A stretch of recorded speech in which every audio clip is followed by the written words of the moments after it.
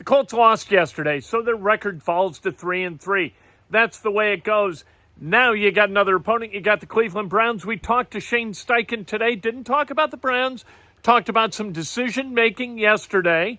And got some more bad injury news. What is going on with all these concussions? I'll open up just injury-wise.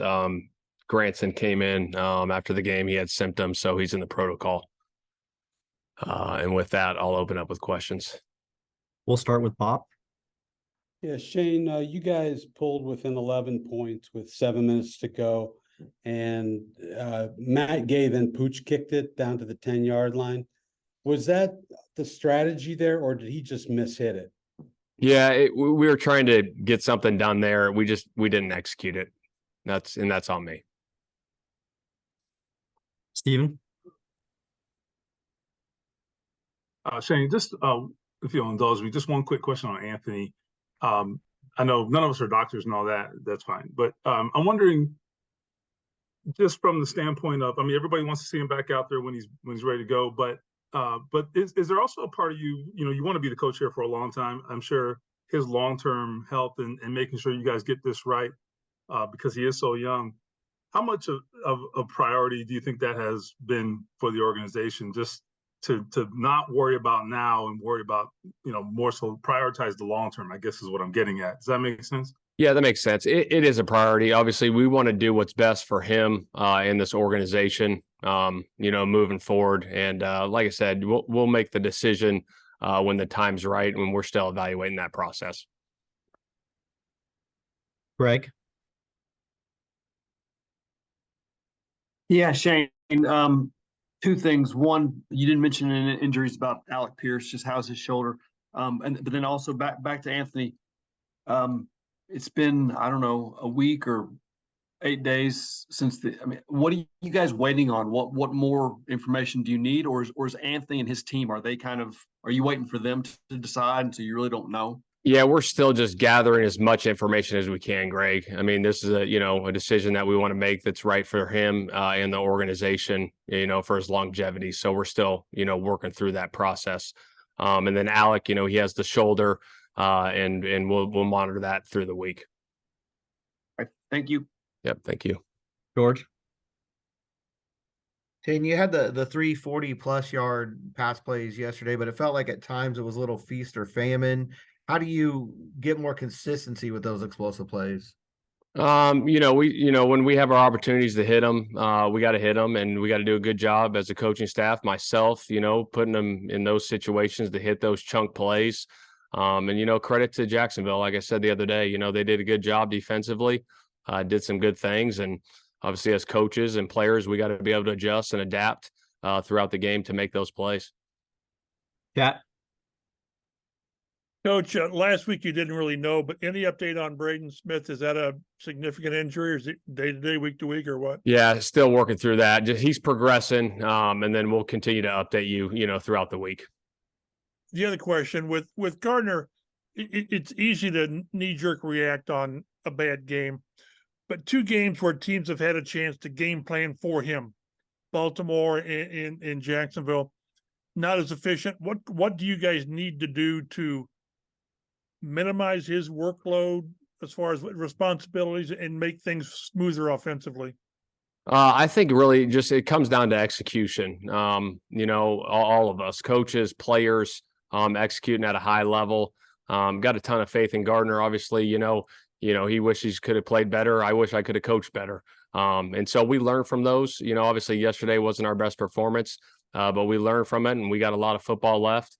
And we got to do a good job as coaches and players going out and executing. Nice, Coach.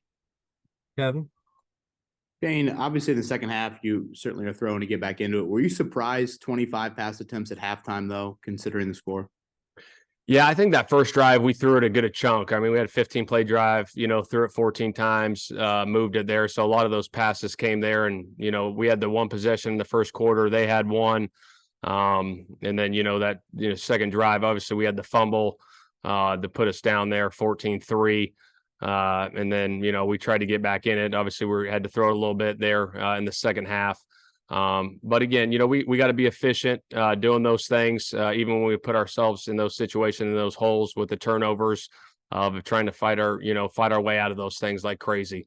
And I thought our guys fought, but obviously getting ourselves in the hole was a big thing that we had to overcome there, and it was tough. Couple more. JJ? Shane, you've had 4 out of 6 games this year starting a reserve offensive lineman, whether it's been Wesley or Blake. Just what have you seen from those guys coming off the bench and playing in those games? I think those guys are fighting like crazy. It's coming in there. Obviously, Blake's played now a couple games, and he's growing and learning. And then Wesley coming in for Ryan. Those games, I thought he fought like crazy as well. But a lot of faith in those guys. A lot of faith in that room with what Tony's doing with those guys. Last one for Coach. Chap? This is more a curiosity thing than whatever. The last 2 games, if I'm not mistaken, you guys have won the toss and you've taken the ball. Yeah. Normally, guys don't do that. What's your why? That's a good question. I've been in the defer mode, and just like the night before the game, we'll be talking about it. Like, shoot, let's go take the ball. And that's all it came down to, was just a feel of let's go take the ball and go try down and go score and go up 7-0 and get points. And yesterday we went down and got 3, and was hoping for a touchdown there to get some momentum early, and that was what was behind the decisions. So it's just a feel. I mean, it's not analytics. It's just that was it. That's Shane Steichen talking about all the right things, accepting responsibility for stuff. I don't know how the execution of some kick gambit is on him. Players have to execute. Coaches lead, players execute. I don't know how the execution of a play like that on special teams is somehow the purview of Shane Steichen. I don't get that. I also don't get all the concussions. Kylan Granson now in the protocol. Okay, Alec Pierce, he's got a shoulder. Braden Smith, we're going to figure out over the course of the week. This is not a good week to have all of this stuff go down.